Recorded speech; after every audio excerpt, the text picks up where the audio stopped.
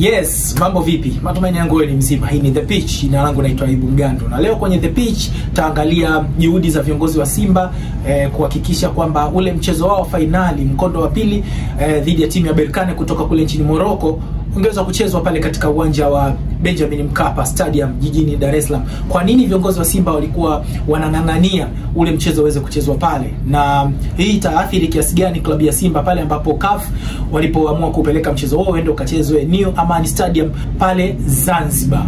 Kwa hiyo tuanze kuangalia kwanza kwa nini viongozi wa Simba walikuwa wanakazania mchezo uchezwe uwanja wa Benjamin Mkapa.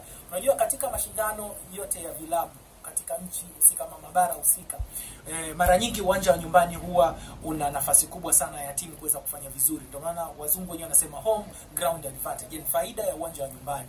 Mara nyingi timu ambazo zinacheza nyumbani huwa zina faida ya kuweza kupata matokeo yaliyochanya kutokana na uwepo wa mashabiki ambao wanakuwa wanaisupport timu yao. Zile kelele ambazo mashabiki wanapiga huwa kuna namna zinawachanganya timu pinzani na kuweza kuwaondolea ile hali ya kujiamini pamoja na kuamsha morali pamoja na ari ya upambanaji kwa timu yao ambao wanakuwa wanaishangilia. Kwa hiyo timu ya Simba kwa muda mrefu sana imekuwa michezo mingi ya maamuzi imekuwa ikiamua pale katika uwanja wa Benjamin Mkapa.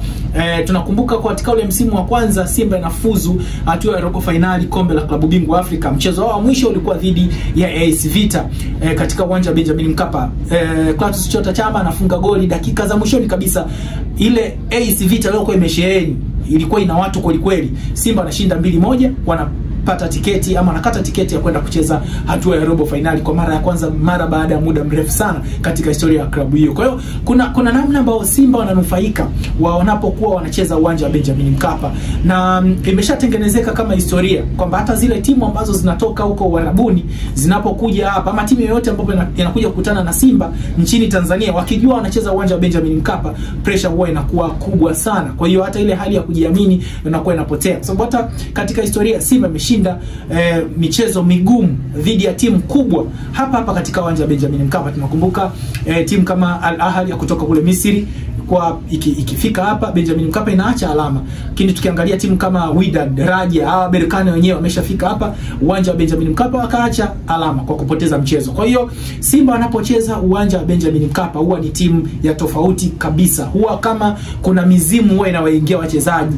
Unakuta wachezaji wanaweza kawa kawaida kabisa, lakini namna wanavyojituma ndani ya uwanja kwa ajili ya kuyataka yale matokeo ambayo wanayahitaji na huwa wanayapata. Kwa hiyo hii inakupa ishara kwamba uwanja wa Benjamin Mkapa kwa Simba imekuwa kama ndo ngome yao, ndo sehemu yao wao kwa ajili ya kupata kile wanachokitaka katika mashindano ya vilabu barani Afrika. Lakini kuna viwanja vingine ambavyo huwa vinanufaisha sana timu mwenyeji. Mfano, ukienda kucheza Anfield pale katika jiji la Liverpool, moja kati ya viwanja vigumu barani Ulaya kucheza ni kiwanja cha Anfield. Hata makocha nguli kweli kweli duniani wameshawahi kuzungumza kwa nyakati tofauti tofauti. Pep Guardiola anakuambia moja kati ya kiwanja kigumu yeye kuiongoza timu yake kwenda kucheza ni Anfield. Sir Alex Ferguson, moja kati ya makocha bora katika historia ya mpira duniani, anakuambia katika kitu ambacho alikuwa akipata changamoto kuiongoza timu yake basi ni kucheza Anfield.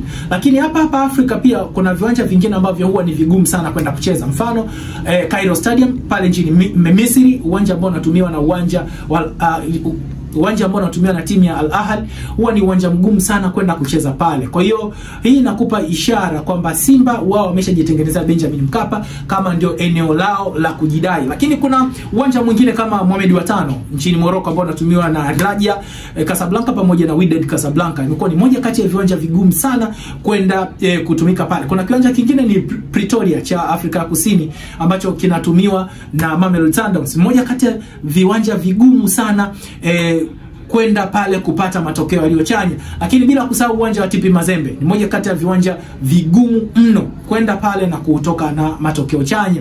Kiwanja kingine ambacho kinakupa picha halisi ya kwa nini viongozi wa Simba walikuwa wanakazania mchezo wao marudiano uchezwe Benjamin Mkapa ni uwanja wa Rams. Uwanja wa nyumbani wa timu ya Galatasaray. Timu ya Manchester United ile msimu wa mwaka 95-96 walienda kucheza pale mchezo wa makundi klabu bingwa barani Ulaya. Sir Alex Ferguson anakuambia sijawahi kukutana na mashabiki machizi wa mpira kama mashabiki wa Galatasaray. Jinsi gani walivyoanza kutengeneza hofu kwa wachezaji wangu kuanzia nje ya uwanja mpaka ndani ya uwanja. Kwa hiyo uwanja wa nyumbani huwa una faida sana kwa timu mwenyeji. Simba kutokucheza uwanja wa Benjamin Mkapa. Sisemi kwamba Simba wangecheza uwanja wa Benjamin Mkapa wasingepoteza mchezo.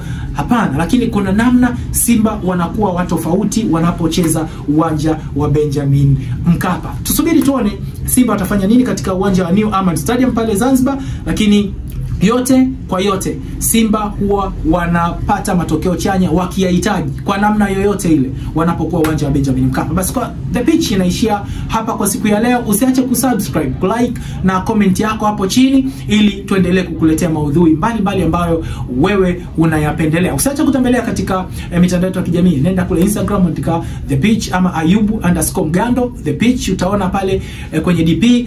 Nenda Facebook pia andika The Pitch, nenda TikTok andika The Pitch. Baki nasi tuendelee kukufurahisha.